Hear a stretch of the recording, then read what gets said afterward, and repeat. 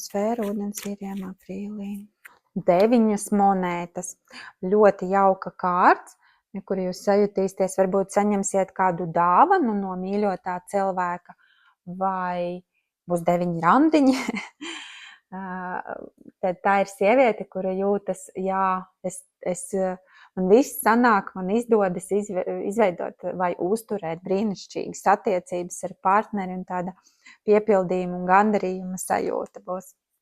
Tā, un aprīļa enerģijas ūdens vīriem attiecībās.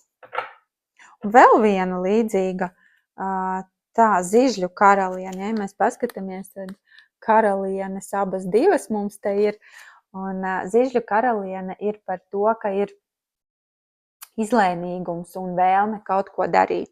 Ja jūs esat vientuļa karaliene, tad būs sajūta, ka ir pienācis laiks kaut ko darīt lietas labā, iet uz randiņiem vai jebkādas darbības veikt, ja, jo šis ir par darbošanos par darbību, un jums tas noteikti nāks par labu.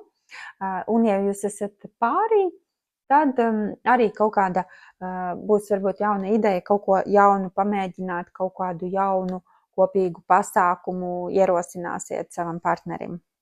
Lai jums foršs pavasaris, lai saulīte silda jūsu sirdi un uzlabo jūsu dzīvi!